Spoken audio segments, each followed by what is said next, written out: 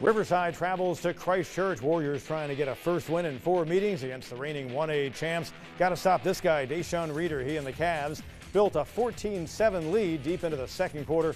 What a fine running back the Northwestern commit is. But back come the Warriors just before the half.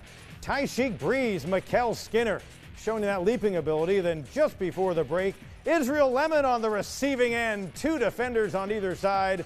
No problem at all. That tied it at 14 at the half, and it was all Riverside from there. Warriors get the win. They improved to 3-1. Christchurch had won 8 straight at home going into the contest, but 48-28 the final. Welcome back to the show. Well, Byrnes looking to continue its dominance against the Greer Yellow Jackets. I can tell this is not going to go well. So that's Hartwell and Daniel, and what we're going to do is we're going to go off of this game. We're going to go off of the comment from the coach afterward, and we're going to revisit the Byrnes and Greer game in just a little while in our television show. So let us continue on with Union County and Broome at the home of the Yellow Jackets, and Jacavius Jennings for Union County gets into Broome territory, set up a Cam Owens touchdown, and Union County had the 7-0 advantage, trying for their first win of the year, trying to make it 6 out of 7 against Kamaje, Brackett, Brannon, and Broome. Nothing doing though. He's off to the races for the early Broome score. Owens later tackled by a host of Centurions, and Broome goes on to the win on the road. They had had some tight games tonight. This was a rout, 62-34. Lawrence and Chapman go at it at the home of the Panthers. All Chapman trying to win for a 4th time in as many meetings. Coleman Gray and Hudson Moss get together, and then Gray and Bennett Smith make it a 20-3 lead. Chapman handing Lawrence an 0-4 start for a 2nd straight year, as the Panthers win at home by a final score of 48-3. Aiken and Clinton at the home of the Red Devils. Clinton team trying to go to 4-0 after that 13-0 start a year ago. Good heads-up play by Lucas Kuykendall. Punter, bad snap, able to get the first down. Clinton had built a huge lead in this game, dominant on both sides. Show you Caden Crawford with a nice run. Clinton cruising to a 4-0 start over visiting Aiken. They were allowing just 14 points a game coming in. They give up just 6 on the evening with a 63-6 win.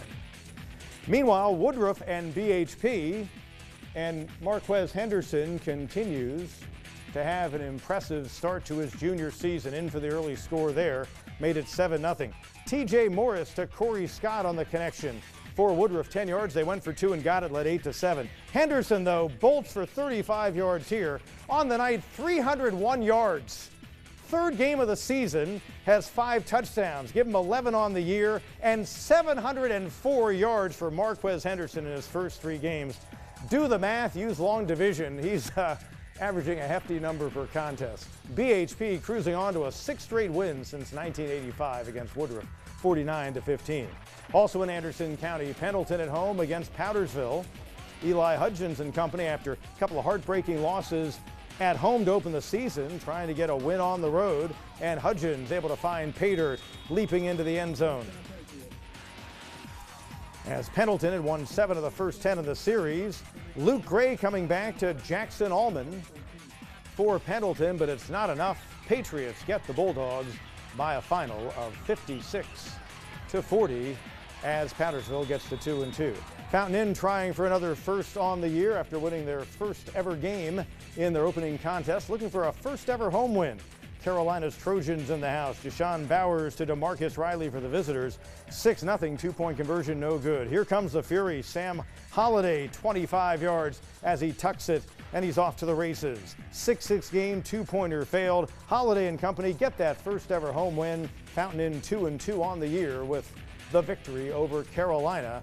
Tough going for Carolina. They have now lost 10 straight since beating Fountain Inn last year. St. Joe's trying for a 2nd straight year to knock off Seneca. This time Chris Goodman, who says hello by the way, on his home field, and he watches Braden Johnson. 6-0 game. St. Joe's in the 2nd quarter looking to add to it. Johnson's off to a great start. Lucas Salgado going to take it around the right side. Makes it a 12-0 game, and St. Joe's moving on to the win. Knights are 4-0. They win on the home field by a final of 24-7.